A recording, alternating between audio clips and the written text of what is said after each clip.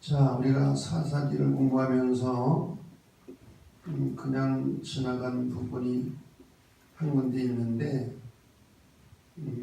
사사기 11장입니다. 사사기 11장을 보면 말도 안 되는 이야기가 기록되어 있어요.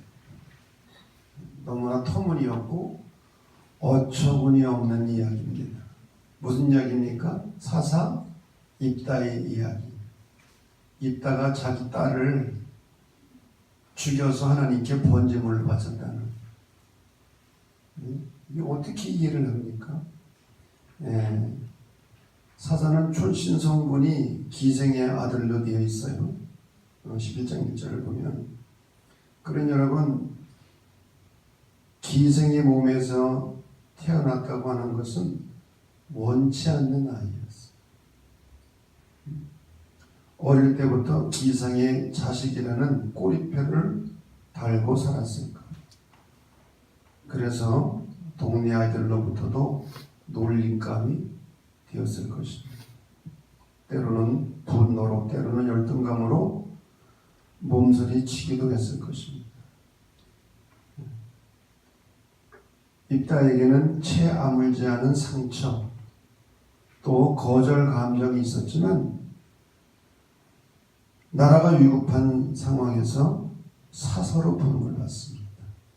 그래서 이 입다는 어떤 사람인가? 한마디로 말하면 메마른 황무지에 피어난 한 송이 들꽃 같은 사람. 근데 이 입다가 사사가 되어서 암몬과 전쟁을 치르게 됩니다. 11장 29절을 보면 하나님 여호와의 영이 입다에게 임하셨다. 하나님의 영이 입다에게 임한 것. 그래서 너무나 평범했던 사람이 놀라운 능력의 사람이 되고 약점 많은 사람이 강한 역사를 일으키는 사람이 되고 겁 많은 사람이 용맹한 장수가 됩니다. 그래서 암몬과의 전투에서 큰 승리를 거두게 됩니다. 그런데 그 과정에서 입다는 돌이킬 수 없는 한 가지 실수를 범합니다. 기가 막힌 비극입니다. 암몬 자손과 싸우려고 나갈 때에 하나님께 서원하는 것. 만약에 전쟁에서 이기고 무사히 돌아오게 해주시면 누구든지 내 집 문 앞에서 나와서 나를 영접하는 그 사람을 여호와께 번제물로 바치겠다. 입다가 전쟁에서 승리를 하고 자기 집에 오게 되었을 때에 제일 먼저 집에서 나와서 자기를 맞이해 준 사람이 누구예요? 무남 동료 맷딸입니다. 딸의 이름은 나와 있잖아요. 그것을 본 입다는 자기 옷을 찢으면서 울부짖습니다. 어찌하고 내 딸아, 내가 너는 나를 참담하게 하고 나를 괴롭게 하는구나. 내가 하나님께 입으로 소원했으니 돌이킬 수 없는 이 일을 어찌하면 좋겠냐. 근데 이 어이없는 상황에서 딸은 그의 아버지에게 말하는 거야. 아버지가 입으로 소원했으면 지켜야 되지 않겠느냐, 행해야 되지 않겠느냐. 그러면서 남자를 알지 못하고 처녀로 죽게 된 것을 애곡하게 해달라고 사정을 합니다. 그래서 2달 동안 친구들과 애곡을 하다가 울다가 아버지에게 돌아왔고 그의 아버지 입다는 자기의 소원대로 실행을 하게 된 거예요. 아무런 죄가 없는 자기의 딸을 제 손으로 번제의 제물로 삼는 거예요. 왜? 소원한 것은 반드시 지켜야 되기 때문에. 근데 왜 입다가 이런 소원을 했냐 이거예요. 왜 이렇게 말도 안 되는 터무니없는 소원을 했느냐. 여러 가지 이야기가 있습니다. 첫째는 하나님과 협상을 한 거예요. 협상. 외교적, 정치적 대타협을 한 거예요. 이 입다는 협상을 잘했습니다. 사람들과도. 그러다 보니까 하나님과도 타협을 하고 협상을 하고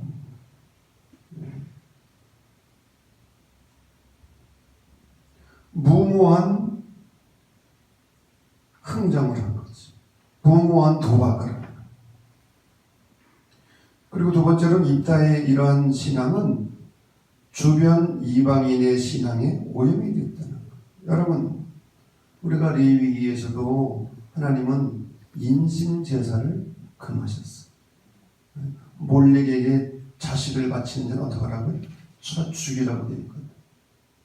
하나님은 인신제사를 드리지 않도록 율법을 통해서 말씀하십니다. 그런데 이방 세계에서는 이런 인신제사가 그 당시에 흔히 있었던 일이라고 하는 거죠.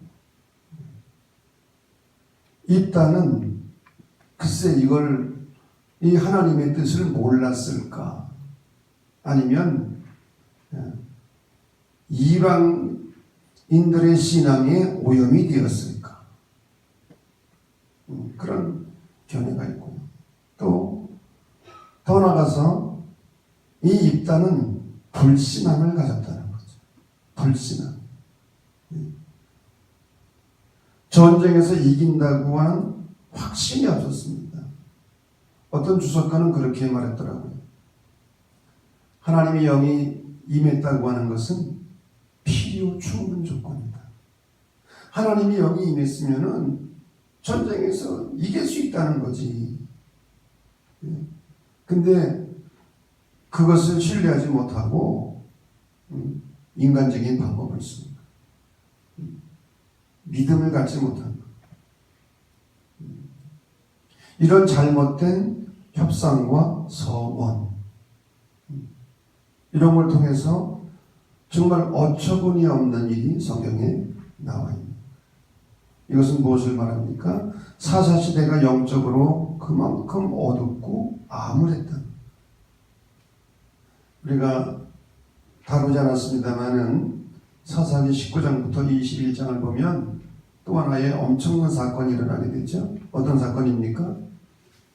이스라엘과 베냐민 지파가 전쟁을 해서 베냐민 지파가 거의 멸절을 당하게 되는 그런 사건. 그 사건이 어떻게 시작이 되었죠? 예? 레위인과 첩사건. 일단 뭐 그냥 그런 얘기 있잖아요. 예? 레위인이 첩이 있었는데 이 첩이 바람을 피고 자기 친정으로 도망을 친 거야. 그래서 이 레위인이 그 여자를 또 찾아러 갔네. 예?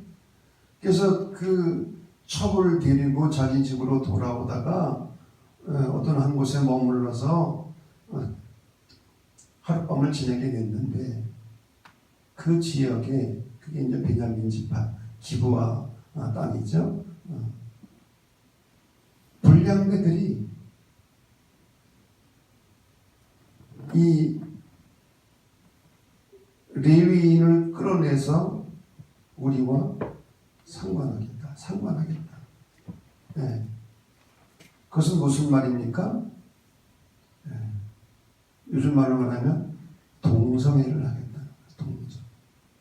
그래가지고 이 레위인이 그 첩을 내준 거예요. 첩을. 그랬더니 이 불량배들이 첩을 욕보이고 심지어 죽인 거예요. 그래서 이 레위인은 이 사실을 이스라엘 모든 지역에 알리지. 그랬더니 어떻게 이스라엘에서 이러한 악이 일어날 수 있겠느냐. 그래가지고 베냐민 지파에 가서 그 불량배들을 내놓으라는 거지. 이놈들을 내놓으라는 거야. 근데 내놨어 안 내놨어? 안 내놓네 또. 그래가지고 이스라엘 11지파와 베냐민 지파가 전쟁을 하게 되겠죠. 그래서 이스라엘 지파도 큰 희생을 치렀지만 베냐민 지파 2만 5천 명이 거의 다 멸절을 당하는 그런 불행한 일이 일어나게 돼요. 이런 것들이 모두 사사시대가 그만큼 영적으로 어둡고 암울했던 시대였다고 합니다. 심지어 하나님의 사람, 성령이 함께했던 믿음의 사람들까지도 가나안 풍습에 찌들어서 하나님의 뜻을 분별하지 못했다. 영적 분별력을 잃어버린 시대. 그래서 사사시대를 가리켜 오늘 우리가 읽은 말씀처럼 왕이 없으므로 사람들이 자기 소견에 옳은 대로 행했다. 하나님의 뜻이고 뭐가 없습니다. 자기 뜻에 옳은 대로 행했던 그런 타락한 시대가 바로 사사시대라고 하는 거죠. 자, 오늘은 사사기까지 마치면서 시험을 보겠습니다. 시험 문제는 전부 몇 문제죠? 15문제. 여러분이 다 답변해 보시기 바랍니다. 자, 신명기 핵심 내용 두 가지가 뭐라고 그랬죠? 하나님 사랑과 이웃 사랑. 그런데 하나님 사랑은 무엇으로 확인할 수 있습니까? 이웃 사랑. 보이는 인간을 사랑하지 못하는데 어떻게 보이지 않는 하나님을 사랑할 수 있겠습니까? 하나님 사랑은 이웃 사랑으로 표현되어야 한다. 자, 두 번째 신명기 6장입니다. 쇠마 시브리어인데 의미가 뭐라고 그랬죠? 들어라. 쇠마의 의미와 내용이 뭡니까? 유일신 고백. 유일신과 단일신은 다르다고 했습니다. 단일신은 여러 신 중에 하나를 믿는 거예요. 유일신은 오직 한 분 하나님을 믿는 거예요. 우리 하나님 여호와는 오직 유일한 여호와시니 유일신 고백, 그리고 마음과 뜻과 힘을 다하여 하나님을 어떡하나? 사랑하라. 온 존재로 마음과 뜻과 힘을 다하여 사랑하라고 하는 것은 온 존재로 사랑하라고 하는 그런 의미죠. 자, 이 신명기 안에는 공간의 신학과 시간의 신학이 들어있다고 했습니다. 가나안 땅에 들어가면 공간의 신학이 아니라 시간의 신학을 가지고 살아라. 이게 모세 설교의 아주 핵심 내용이거든요. 그럼 공간의 신학이 무엇이고 시간의 신학은 무엇입니까? 공간의 신학이란 한 공간을 성역화하고 그곳에서 안정과 행복을 추구하는 종교적 본능이라고 했습니다. 공간의 신학은 기억을 포기합니다. 미래의 소망도 포기합니다. 본능적 욕구와 욕망으로 채우려는 신학입니다. 공간을 통해서 자기의 욕구와 욕망을 실현하라고 하는 그런 삶의 자세입니다. 그런데 시간의 신학은 움직이는 사건의 신학이고 역사의식을 가진 신학이고 하나님이 보여주신 구원의 사건을 기억하고 오늘을 회개하고 내일을 소망하는 신학. 공간이 필요 없다는 말이 아니에요. 공간이 소중합니다. 그러나 공간을 초월해 계시는 하나님의 역사성의 근거를 두는 것. 역사적 기억이 중요한 것.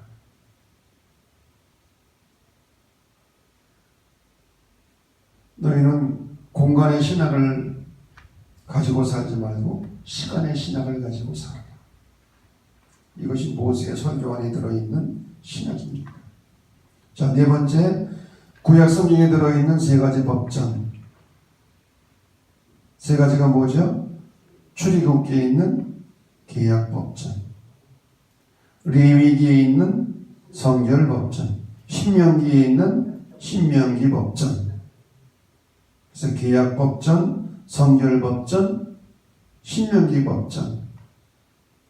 이 법전들의 핵심 공통 내용은 약자 보호법이라는 거죠. 과부, 고아, 나그네 이들을 배려하고 돌보라고 하는 겁니다.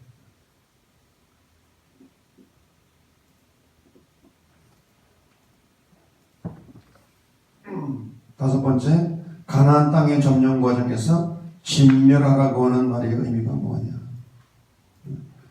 현대인들이 성경을 읽으면서 걸림돌인데 여기서 걸려 넘어져요. 이해가 안 된다는 거예요.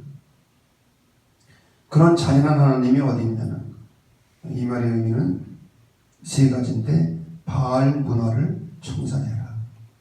고대 우상 종교는 지배자를 위한 종교라고 했습니다. 진멸의 대상은 일반 서민들이 아니라 하비루의 법을 반대하는 자들, 즉 악마 문화의 수호자들,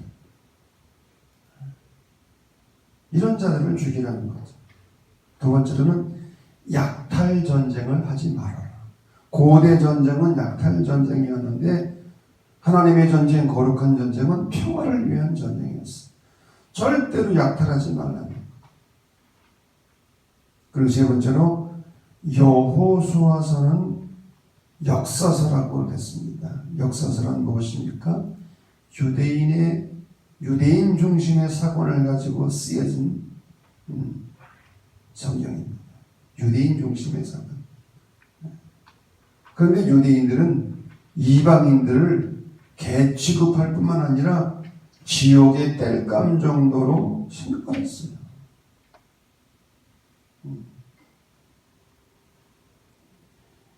이방인들이 구원받는다는 것은 상상을 할 수가 없었어요. 그래서 유대인 중심의 사관을 가지고 쓰여진 거기 때문에 이방인들에 대해서 그렇게 표현을 했을 뿐입니다.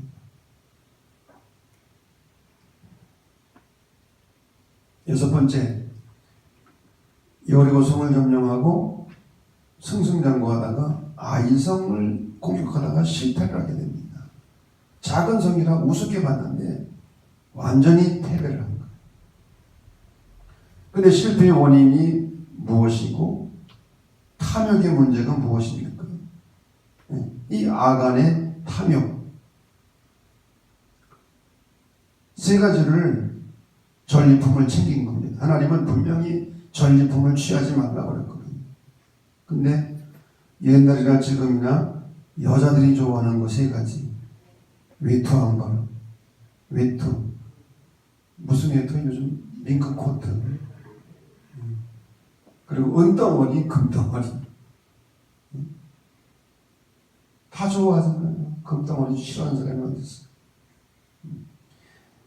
이게 뭐가 문제냐?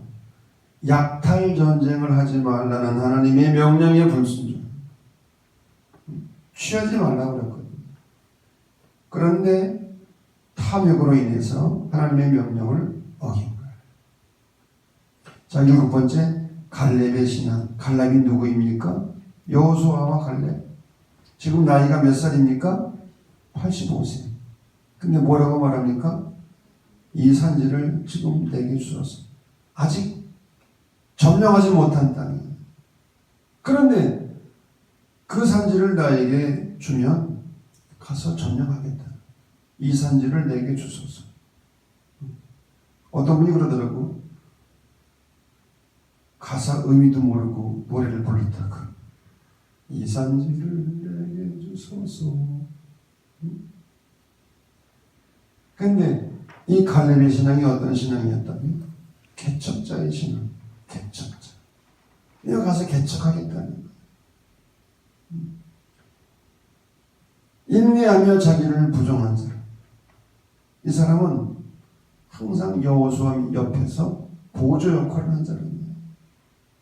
인내하고 자기를 죽이면서 끝까지 충성한 사람. 끝까지 변함없이 충성한 사람. 이것이 갈렙의 신앙이지. 자,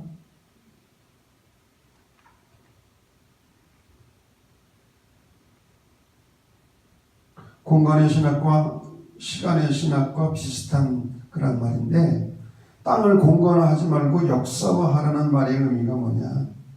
땅을 공간화한다는 것은 땅을 인간 욕망과 성취 수단으로 삼는다. 땅을 역사와 시간으로부터 떼어놓고 단순한 생존의 터전으로 삼는 거예요. 그래 땅의 역사화는 땅이 이스라엘의 소유나 인간 욕망의 확대의 자리가 아니라 땅의 주인은 하나님이에요. 하나님의 것이다. 그래서 그 땅을 공의와 사랑, 과부와 고아를 돌보는 땅으로 삼는. 다시 말하면 약자들을 돌보는 땅으로 만들는.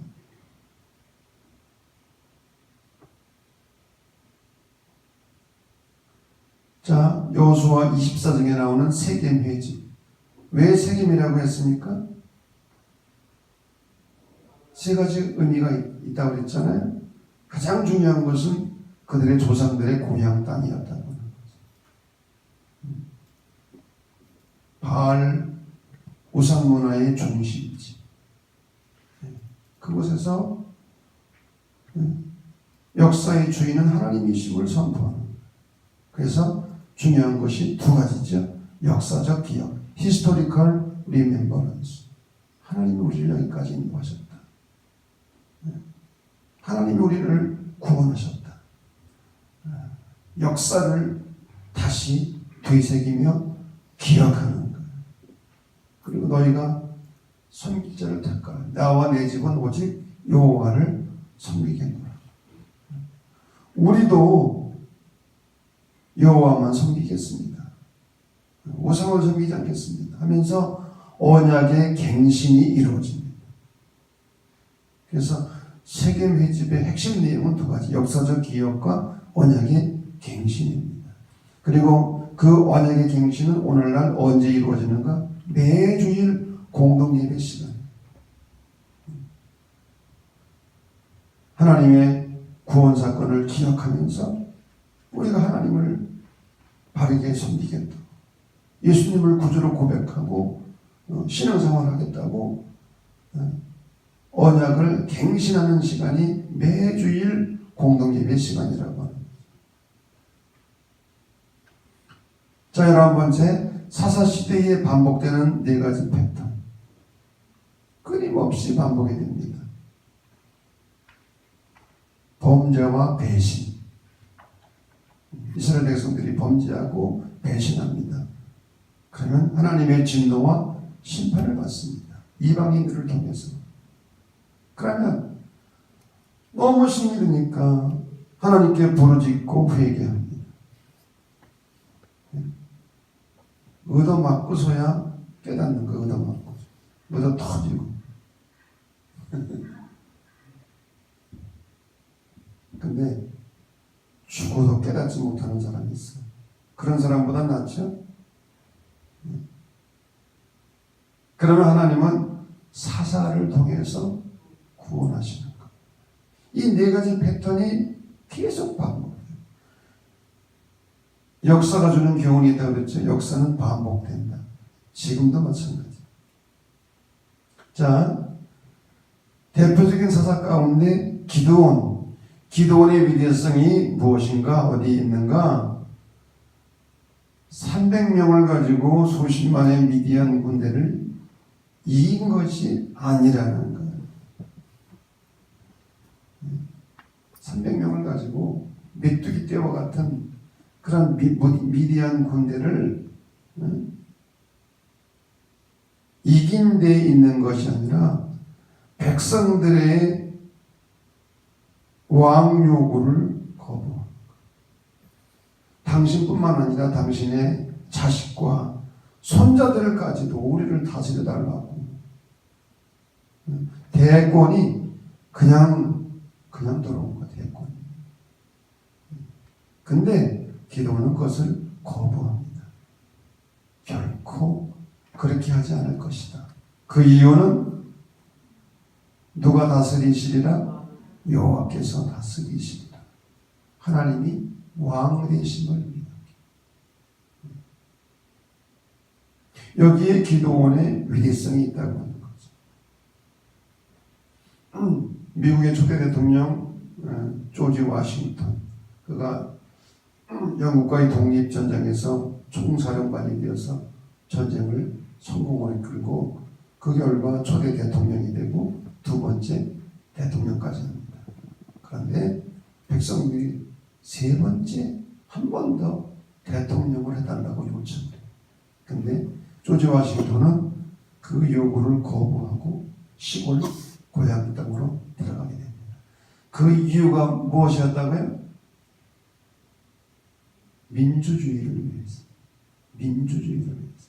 그래서 조지 워싱턴은 미국의 국부인 거예요. 국부. 존경받는 대통령이 돼요.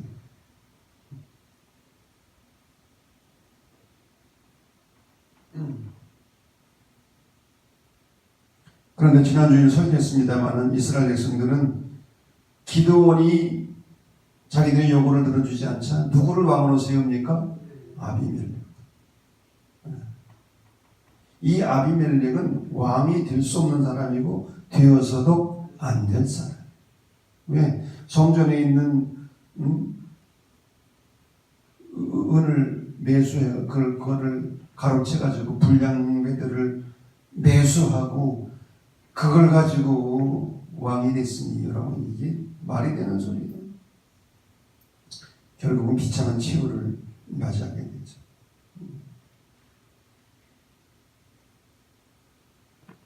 이러한 정치 실험은 지금도 계속되고 있다. 오늘도 역사 속에서 하나님의 왕되심을 고백하고 살아갈 거냐, 인간 왕을 추대하고 따를 거냐. 자, 13번째 대표적인 사사 가운데 또 삼손. 이 사람은 나시린입니다. 하나님께로부터 선택받고 구별받은 사람이에요. 나시린은 세 가지를 하지 못하도록 되었죠. 포도주를 먹지 아니하고 시체를 만져서도 안 되고 머리를 깎아서도 안 되고. 그런데 이 삼손이 실패합니다. 왜? 자기 관리에 실패하고 자기 관리. 순간적인 쾌락을 추구했어. 술 좋아하고 여자 좋아하고. 그리고 무엇보다도 하나님으로부터 오는 능력의 근원을 상실합니다. 머리가 깎였다고 하는 것은 하나님이 주시는 그런 능력의 근원을 잃어버립니다. 그래서 노예가 되고 눈이 꼽히고 맷돌을 돌리는 비참한 신사가 되죠. 자, 14번째 이스라엘의 12지파 동맹이 붕괴된 이유. 이스라엘은 12지파 동맹으로 이루어진 공동체입니다. 이건 학자들이 말하는 거예요. 12지파 동맹. 그래서 한 지파가 공격을 당하면 다른 지파가 도와주는 거예요. 아주 강한 그냥 동맹 공동체입니다. 그런데 이 동맹이 붕괴됩니다. 왜? 첫째는 외세의 공격을 대응할 수 있는 능력이나 지도력이 그들에게 없었다. 외세의 침략에 대응할 수 있는 능력과 지도력이 없었고, 더 중요한 것은 한 지파가 공격을 받아도 다른 부족이 도와주지 않는 거예요. 이게 부족 이기주의예요. 자기들만 자겠다는 거예요. 부족 이기주의. 자, 그런데 지난주 설교 제목처럼 그 원인이 뭐라고? 한마디로 뭐라고? 누구 때문에? 사사기 3장에 나오는 전쟁을 알지 못하는 세대. 출애굽 사건도 모르고 홍해를 어떻게 건넜는지도 모르고 광야 40년 어떻게 생활했는지도 모르고 요단강을 어떻게 건넜는지도 모르고 가나안 땅을 어떻게 점령했는지도 모르는 이 전쟁을 알지 못하는 세대. 지금 우리나라도 다 전쟁 이후의 세대잖아요. 지금 저도 전쟁 끝나고 태어났어요. 엄밀히 말하면 전쟁 이후 세대. 전쟁을 알지 못하는 세대. 왜 전쟁을 알지 못하는 세대가 문제라고 했어요? 역사적 기억을 상실합니다. Historical Remembrance. 그래, 그토록 중요한 역사적 기억을 잃어버립니다. 역사적.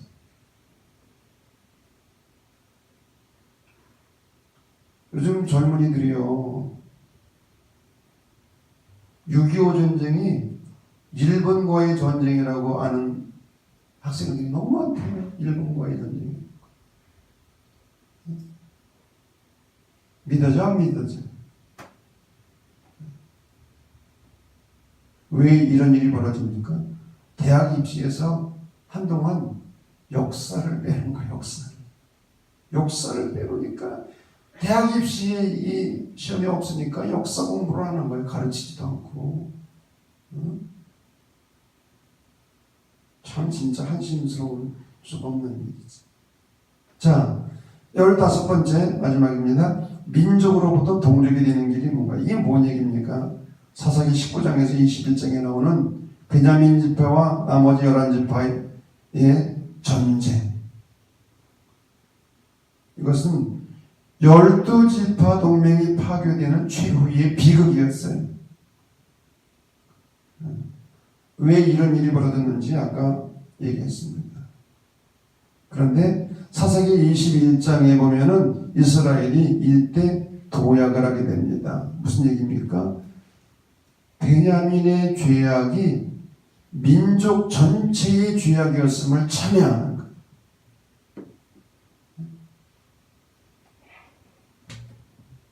베냐민의 죄를 문제 삼아서 서로 싸우고, 그리고 베냐민 지파가 거의 멸절을 당하게 되었는데, 그것이 민족 전체의 죄악이었음을 참여하는 거예요.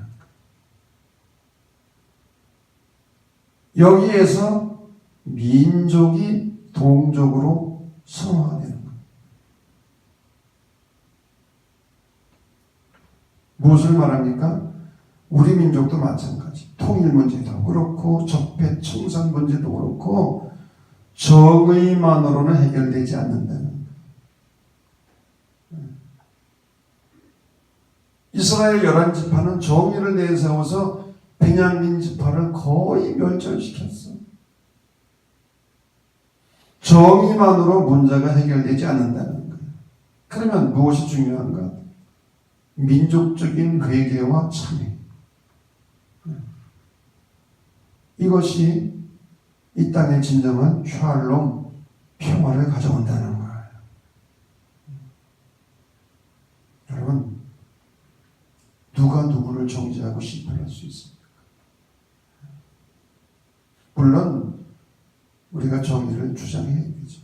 그러나 그것 이전에 민족적인 회개와 참회, 남북간의 관계도 그런 거예요.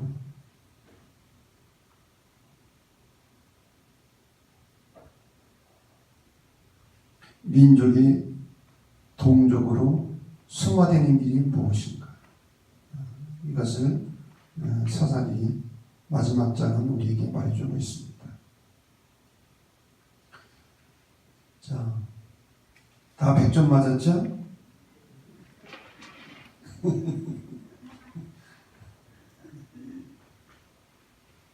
물어보면 그냥 대답할 수 있어야 아는 걸 설명할 수 있어요.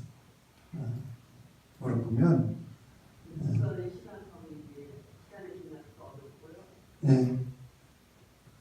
네, 어려워요. 사실 공간의 신학과 시간의 신학.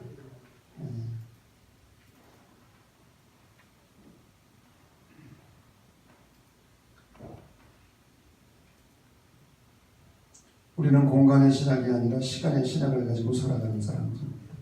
역사적 기억, 오늘 현재, 그리고 미래에 대한 희망. 땅을 내 욕망을 성취하기 위한 도구로 삼는 것이 아니라 그 땅을 통해서 약자들을 배려하고 돌보는 그런 일을 하는